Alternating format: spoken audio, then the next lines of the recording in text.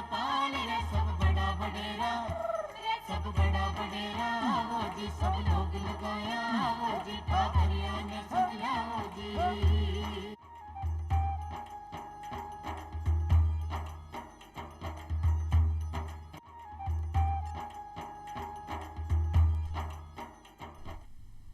चौपाल देखवाड़ा सगळा ग्रामीण भाई बहना राम राम सा भाई बहना ज्या चौपाल रमा आप रोजना नवा नवा विषय ले हत्या करा और सावटी जानकारी हासिल करा उन्हीं प्रकार आज भी अपनी चौपाल रमाए आप एक न्यारो निर्वाड़ो एक नवादू विषय ले हत्या कर और खासा महत्व जानकारी हासिल कर भाई बहना आपनो आज को विषय है सच होता सपना और ग्रामीण प्रतिभा। आप लारला कुछ सालों को उठार देकर जब रिजल्ट आ रही है चाहे वह कोई भी क्षेत्र का हो, चाहे वह खेल क्षेत्र का हो, चाहे वह प्रशासनिक की नौकरी का हो, तो भी कम गाँव का जो टावर है वह बहुत महत्वपूर्ण भूमिका निभा रहा है और बहुत अच्छा अंक के साथ में आपकी टॉप के महीने जगह बना रही है। और अभी RS 2021 को जो रिजल्ट है बी के महीने जी ग्रामीण दो प्रतिभावां आज अपने बीच पधारी है जिसकी बहुत महत्व जानकारी देसी और जिका और भी टावर जिका हूस रखे कि आप बड़ा अफसर किया बना तो वह भी आपने एक बात बतासी। तो एक महीना अपने बीच पधारे है नागौर जिला के कालवी गांव का रहने वाला है दीपशिका कालवी जी। दीपशिका जी आपको चौपाल स्टूडियो में गुणो गुणो स्वागत है। और साथ ही भाई बहना अलवर जिला के तिलवाड़ गांव का रहने वाला हिमांशु सिंह जी पवार है, आप भी चौपाल स्टूडियो में पधारा गुणो गुणो स्वागत है। और साथ ही भाई बहना सबसे पहले तो अपन बधाई दिया, बहुत बहुत बधाई कि आप 13वीं रैंक के साथ आप 41वीं रैंक के साथ में परिणाम के मायने बहुत अच्छे आपको परफॉर्मेंस करियो है।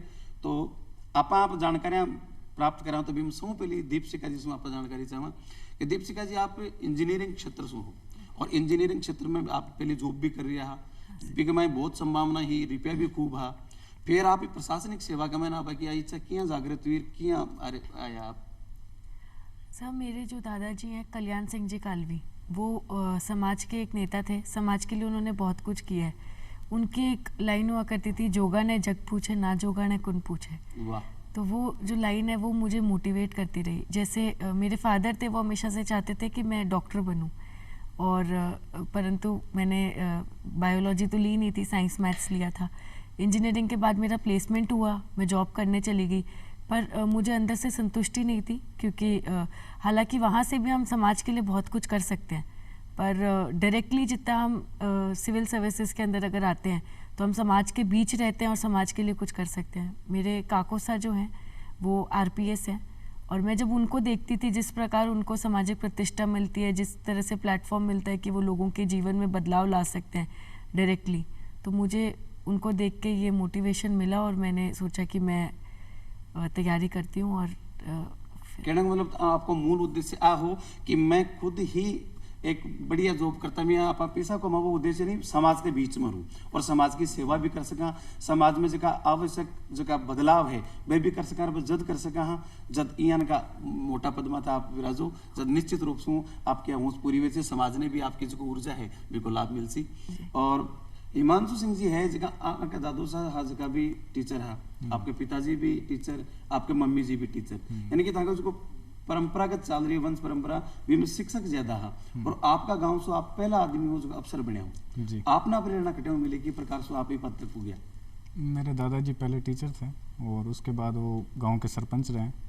तो जब वो सरपंच थे तो उन्होंने क्षेत्र में काफ़ी काम करवाया था, तो उनका जो अधिकारी थे उनसे काफ़ी मिलना जुलना होता था।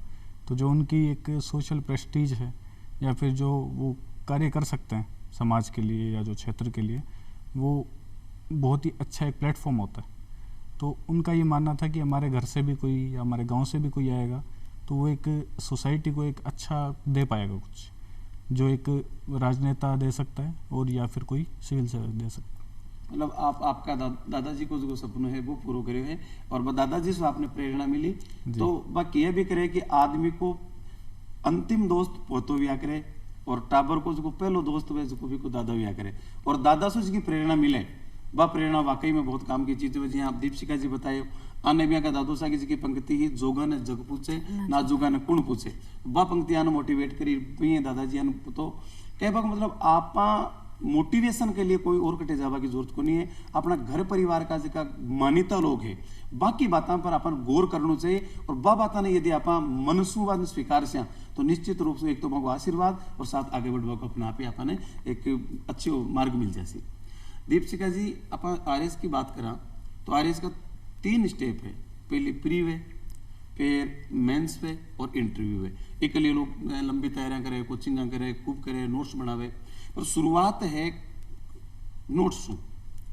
तो एक नोट्स का आप बनाया एक परीक्षा की तैयारी के लिए कि प्रकार बनाया क्या करा ताकि और भी ग्रामीण लोगों को फायदा मिले?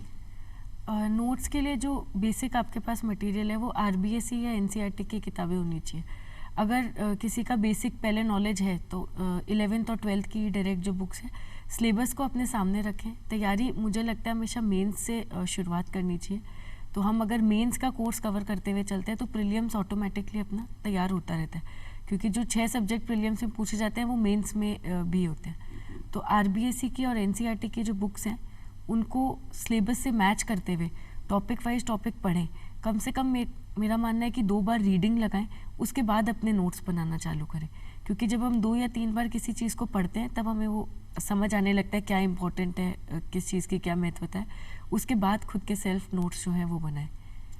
यानी कि एनसीईआरटी की और आपने राजस्थान पाठ्य पुस्तक मंडल की किताबें हैं, वह किताबें पढ़ना। बी के मैंने भी आप बताया कि 11वीं किताबें हैं, बस वो बढ़िया है, पहले 2 बार पढ़ो ताकि आप अभी समझ जाओ।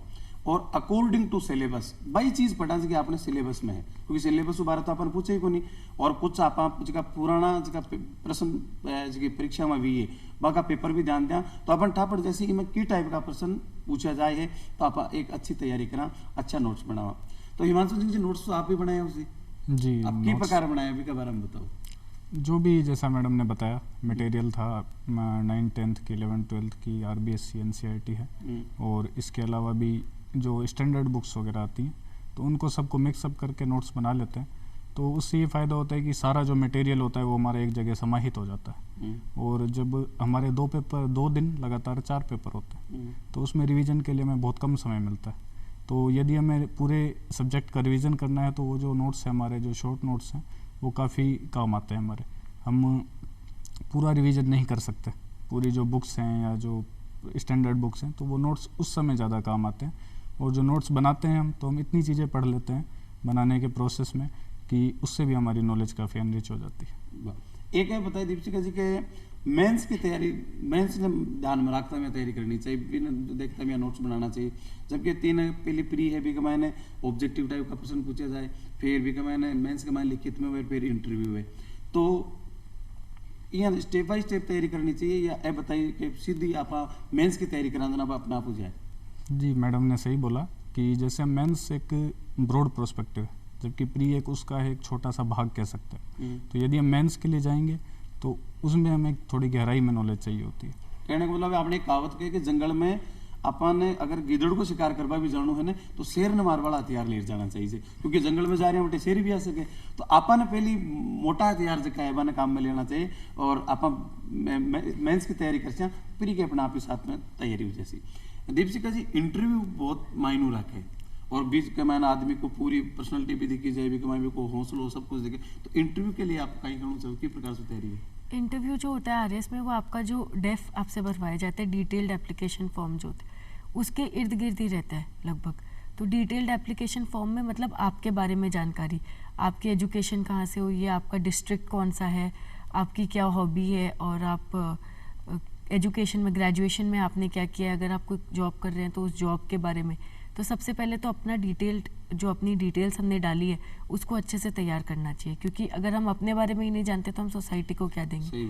और दूसरा है न्यूज़पेपर के थ्रू जो करंट अफेयर्स है, उस टाइम जो घटनाएं चल रही है उनके ऊपर आपका एक पॉइंट ऑफ व्यू होना चाहिए, आपका एक विचार बना हुआ होना चाहिए कि तो जो इंटरव्यू होता है वो लगभग, जैसे अगर कोई महिला है तो फिर उसको विमेन से रिलेटेड जो चीज़ें हैं, महिलाओं से रिलेटेड योजनाएं हैं, समस्याएं हैं, उनका कैसे आप निवारण करोगे। आप खुद अगर एसडीएम या डीएम लगते हो तो आप किस प्रकार, क्या क्या आपके प्रायोरिटीज़ रहेंगी।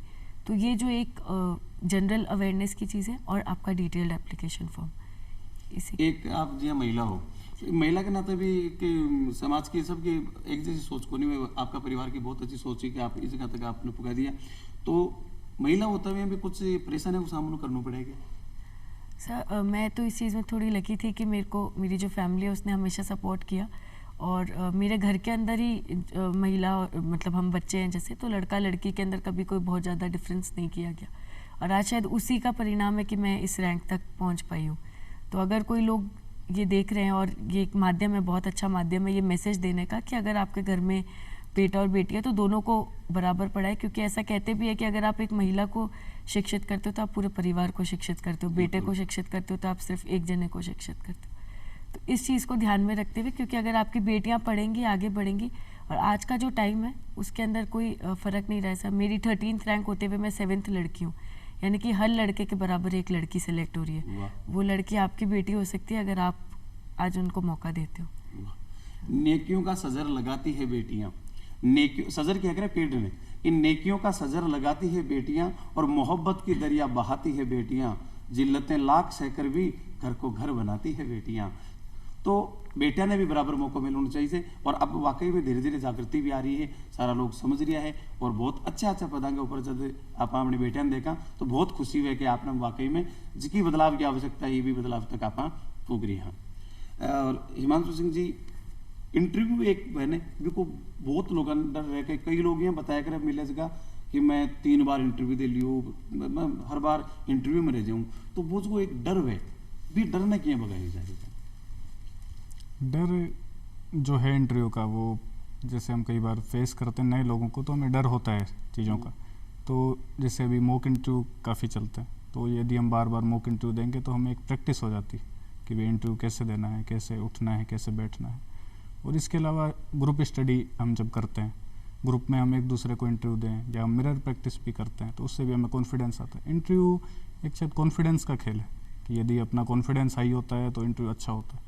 तो मेन जो लगता है मुझे वो कॉन्फिडेंस है, और इसके अलावा जो नॉलेज है, करंट अफेयर्स हैं, डेली हम न्यूज़पेपर पढ़ते हैं, तो जो इंटरव्यू लेने वाले आते हैं वो भी न्यूज़पेपर ही पढ़ के आते हैं, तो वो न्यूज़पेपर से ही हमसे चीज़ें पूछते हैं, उसका एक ब्रॉड पर्सपेक्टिव हमसे पूछना चाहते हैं, तो हम उस पर पहले से ही रिसर्च करके जाएँ तो हमारा इंटरव्यू अच्छा ही होता है। जी, आप बताओ कि किए चलना चाहिए, किए बैठना चाहिए, तो एक मैंने इंटरव्यू में पर्सनैलिटी को भी कोई फर्क पड़ेगा?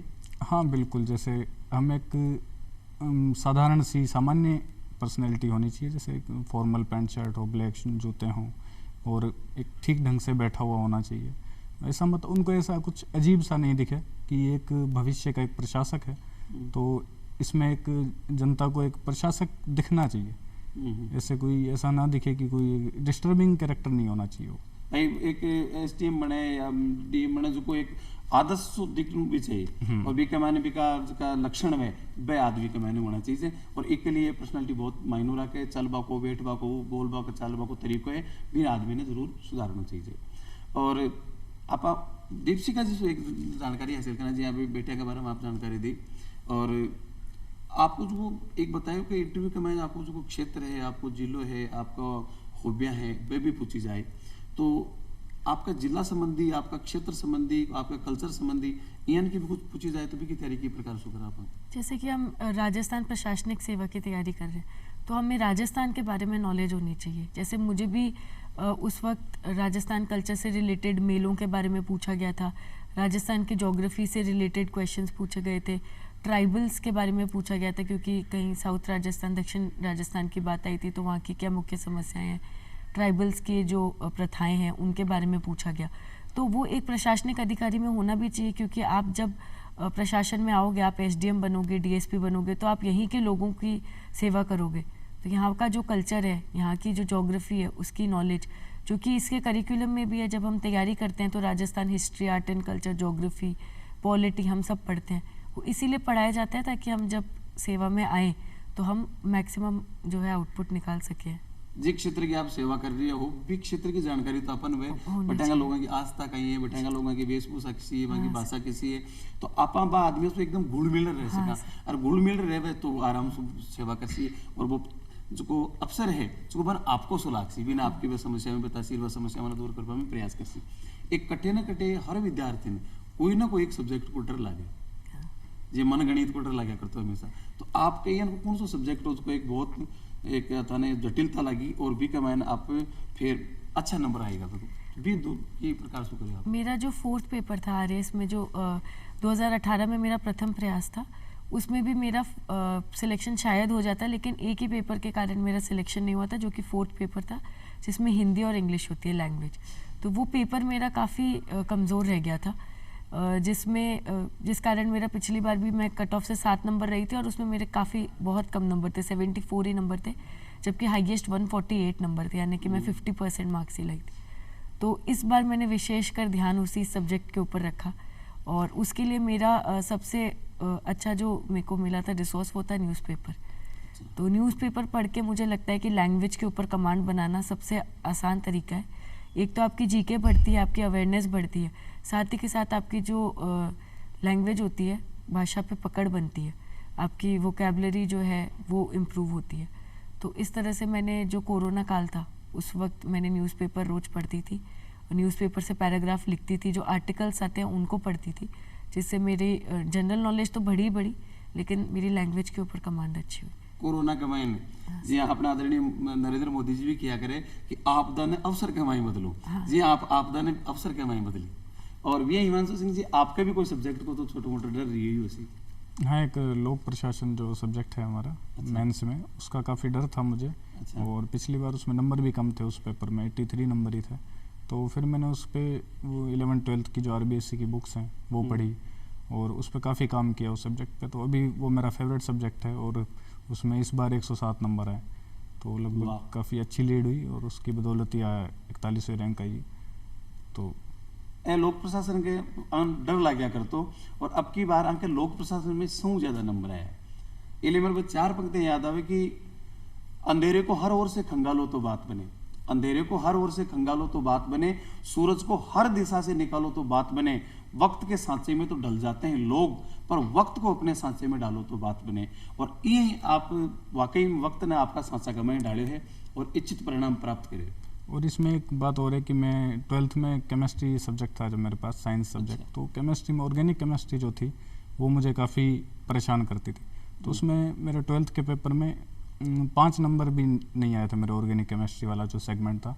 और फिर मैंने बाद में जब MSc की केमिस्ट्री से, तो ऑर्गेनिक सब केमिस्ट्री से ही MSc की थी। अच्छा, तो वाह, बहुत बढ़िया बात। और निश्चित रूप से अपन बहुत बढ़िया बातें बता रहे दीपशिखा जी और हिमांशु जी। दीपशिखा जी देखो, परिवार को सहयोग बताना बहुत बढ़िया मिलो।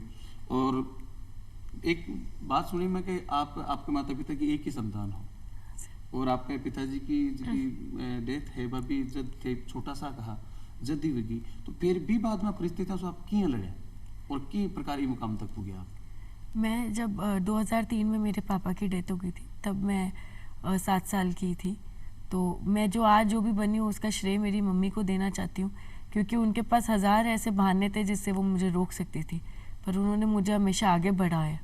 और जैसे जब मैं तैयारी कर रही थी, या पहले मैंने स्कूल किया, स्कूल के बाद में इंजीनियरिंग में मेरा वहीं एडमिशन हो गया था बीकानेर के कॉलेज में, तो वहाँ से मैंने इंजीनियरिंग करी। फिर जब मेरा प्लेसमेंट लगा तो वो मुझे 1000 तरह से रख सकती थी घर, जैसे कि एक समाज की अपनी टेंडेंसी होती है कि बेटी है, एक ही बेटी है, शादी कर दो, पर उन्होंने मुझे कभी इस चीज़ में नहीं रोका। मैंने जॉब ज्वाइन की, फिर उन्हीं की ये इच्छा थी कि मैं RAS या कोई अच्छे समाज में कुछ कर सकूँ, ऐसी अच्छी सर्विस जो है उसके लिए तैयारी करूँ, जिसके लिए मैं जयपुर रही। तो उन्होंने मुझे यहाँ भी पूरा सपोर्ट दिया। कोरोना काल में जब मैं घर थी और मैं जैसे बता रही हूँ 4th पेपर कमज़ोर था, तो हिंदी में मेरे थोड़ी दिक्कत आती थी, तो मम्मी न्यूज़पेपर से मेरे पैराग्राफ रीड करती थी, जिसको मैं लिखती थी और अशुद्धियाँ जो होती थी उनको छांटती थी। तो उनका बहुत बड़ा सहयोग रहा।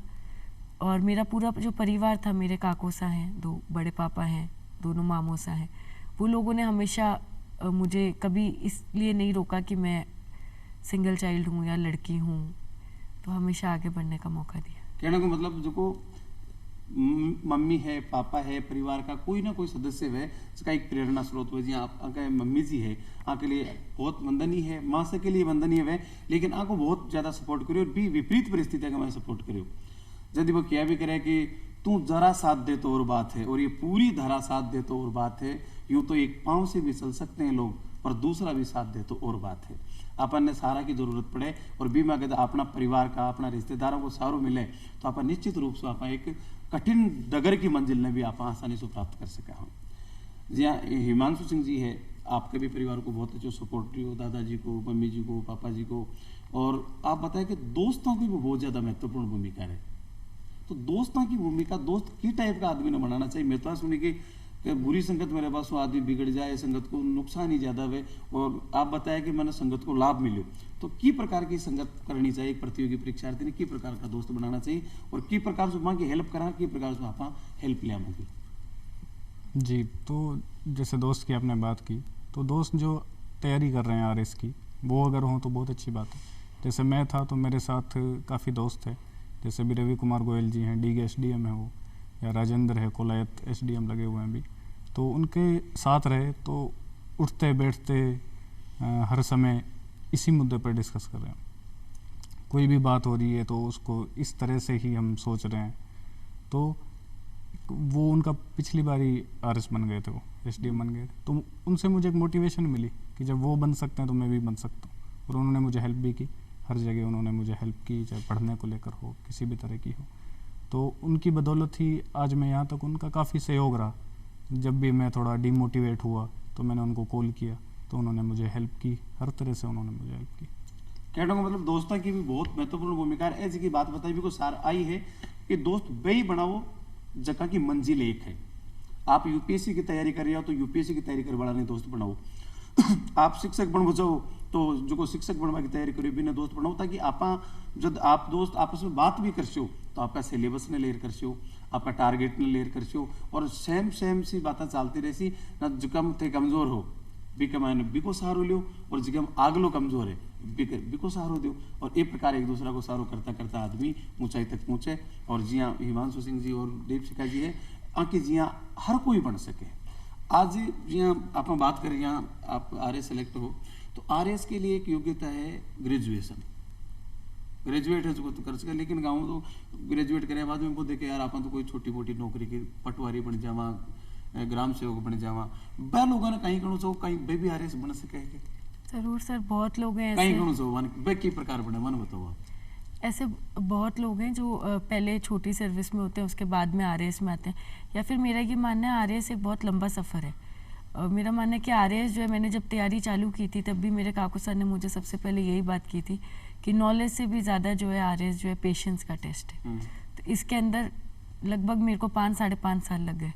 तो इतना लंबा टाइम अपने आप को मोटिवेट रखने के लिए छोटे मोटे और जो एग्ज़ाम आते हैं उनको ज़रूर देना चाहिए। लेकिन अगर आपका गोल आपने निर्धारित कर लिया कि मुझे आरएएस बनना है या एसडीएम बनना है, तो अपन को हर तरह से उसके लिए प्रिपेयर रहना चाहिए। और जब तक आप अपनी मंजिल पे नहीं पहुंच जाओ, रुकना नहीं चाहिए। जैसे जब 2018 में मेरा सिलेक्शन नहीं हुआ था, क्योंकि इंजीनियरिंग बैकग्राउंड था, तो काफ़ी लोगों ने कहा भी था कि अब वापस तू तो IT सेक्टर में चले जा या नहीं हो पाएगा, इतने साल लग गए। पर मेरा गोल था कि मुझे एसडीएम बनना है। और सर इस बार भी जब रिज़ल्ट आने वाला था तो मैं दोनों ही तरह से तैयार थी। मुझे पेपर अच्छा हुआ था, पर इस एग्ज़ाम में बहुत अनसर्टेनिटी रहती है। तो मुझे था अगर रैंक पीछे आ गई और आरएएस या डीएसपी नहीं मिल पाया तो मैं जनवरी में फिर मेंस होने वाला, उसके लिए अपने आप मेंटली प्रिपेयर्ड थी। तो गोल आपका श्योर होना चाहिए इस बीच अपनी सस्टेनेबिलिटी के लिए या अपने मोटिवेशन के लिए, ताकि वरना लोग समाज में कहने लग जाते 5 साल से तैयारी कर रहे हैं, कुछ भी नहीं किया। और एक खुद का खर्चा चलाने के हिसाब से कोई और एग्ज़ाम आता है, पटवारी है, ग्राम सेवक, तो वो भी करना चाहिए। और वो भी आपको एक एक्सपीरियंस ही देता है, क्योंकि आप रूट लेवल पे जितना काम करोगे, जितना, जैसे मैं अभी यंग इंटर्न्स प्रोग्राम में पंचायती राज में हूँ, तो मुझे बहुत सारी ऐसी चीज़ें पता चली जो मेरे को आगे एसडीएम बनने के बाद में मदद करेंगे। कहना मतलब लक्ष्य बड़ो लेर चालो, लेकिन भी बिम टाइम भी लगे। और जो बताया दीपशिखा जी, पेशेंस, धैर्य बहुत महत्वपूर्ण है। 5 साल को टाइम तैयारी करा आपने, कोई शहर कस्बा में जाए और गांव को टाबर, तो जी रिजल्ट आया और गांव का तो बढ़िया थोड़ा सो कलेक्टर बन गई, थारी वीर ने कलेक्टर। ये बा लोगों को परवाह नहीं करनी और अपन आगे बढ़वा को प्रयास करते रहना चाहिए। और जो भी नौकरी जति अपनी एकेडमिक क्वालिफिकेशन लाइक है, बाम अपन फार्म भरना चाहिए, परीक्षा भी देनी चाहिए और वह नौकरी करनी चाहिए। और भी के बाद में भी आप लक्ष्य ले चल सको। जी हाँ, आप खुद अबार आबकारी इंस्पेक्टर है और आप खुद पंचायती राज विभाग के मैन है और आज बहुत अच्छी रैंक के साथ आरएस में भी है, तो वो लक्ष्य कभी छोड़ना नहीं चाहिए। और कन्हैयालाल जी सेठी क्यों ने कि बटाऊ चाल्या मजला मिलसी, चाल सी जदी मंजिल मिलसी, मंजिल चाल खुद तो थारे कनावो को नहीं कि बटाऊ चाल्या मजला मिलसी। और मनरा लाडू खार कदे सुण्यो ने कोई धाप्यो और उग्यो हथेली रू कदे सुण्यो नहीं फड़ाप्यो।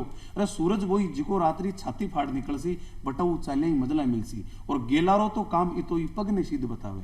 जियां बताया मोटिवेशन वाला है, शिक्षक है जो कसो आपा पढ़ा कि गेलारो तो काम इतो ही पग ने सीध बतावे, वो मिजलाई घर बेटा ने किण लार मिलावे, जे इसी हुआ तो पगड़ा डाउ पांगड़ा दर्शी, बटा उचाले ही मजला मिलसी, बटा उचाले ही मजला मिलसी, तो चरे वेती चलता रहो, एक दिन निश्चित रूप से आपने आपकी मंजिल मिल जासी। आज गांव का टाबर का प्रतियोगी परीक्षा में की तैयारी करे, अफसर बनना चाहे, बन आप कहीं संदेश देना चाहे, कहीं बने एक आप प्रेरणा स्रोत हो वहाँ के लिए, तो आज को कहीं आह्वान करो कि भाई किस प्रकार से आपका सपना न पूरा कर सके। तो सबसे पहले तो मैं यही कहूँगा कि हम आज यहाँ पर बैठे हैं तो यहाँ पर कोई भी बैठ सकता, कल को कोई बिल्कुल गांव से उठकर कोई बिल्कुल ग्रामीण परिवेश से, कोई चाहे गरीब परिवार से भी है तो वो भी यहाँ बैठ सकता है। मैं खुद ग्रामीण परिवेश से ही हूँ और मेरी जो प्रारंभिक शिक्षा है वो गाँव में ही हुई है, और उसके बाद मैं BSc और MSc अलवर सिटी से की है मैंने, और उसके बाद जयपुर आ गए। तो गांव से अगर कोई करना चाहता है तो निश्चित रूप से आजकल काफ़ी साधन भी हैं, जैसे हम बात कर रहे हैं तो इसका प्रसारण होगा, गांव में लोग देख सकते हैं इसको, और सोशल मीडिया है उसके माध्यम से काफ़ी जानकारी मिल जाती है, और आजकल ई-बुक्स का भी काफ़ी चलन है, या फिर कुछ नोट्स वगैरह होते हैं उनकी PDF भी आसानी से मिल जाती है। तो हम गाँव से भी तैयारी कर सकते हैं, ऐसा नहीं है कि हमें जयपुर ही आना होगा, या फिर तैयारी करने के लिए जैसे भी UPSC के लिए दिल्ली जाना ज़रूरी नहीं है, जयपुर से भी काफ़ी लोग निकलते हैं। तो कोई भी तैयारी कर सकता है, उसके लिए एक प्रॉपर गाइडेंस हो और साथ में थोड़ा सा कॉन्फिडेंस हो, मोटिवेशन हो और थोड़ा धैर्य, ये सारी चीज़ें होंगी तो निश्चित रूप से कोई भी निकल कर आगे आ सकता है। और राजस्थान प्रशासनिक सेवा में तो हम देखते हैं कि ज़्यादातर जो लोग हैं वो ग्रामीण पृष्ठभूमि से, शहर से काफ़ी कम लोग हैं, ग्रामीण पृष्ठभूमि से जो बिल्कुल गरीब परिवार से भी लोग निकल कर आ रहे हैं हमारे साथ। बिल्कुल गुदड़ी का लाल ही नाम रोशन करे, और आज आपने भी से हिमांशु सिंह जी और दीपशिका जी पधारिया, आपको घणो घणो आभार के हमारे ग्रामीण भाई बहन खासा मतलब जानकारी दी, और भाई बहन आशा करें आज कार्यक्रम आपने दाई आयो सी, पर समय की मर्यादा में है ये वास्ते अब चाहवा आपसे इजाजत, फिर मिलते हैं एक नए विषय के साथ, जब तक आप सगड़ा सू राम राम साहब।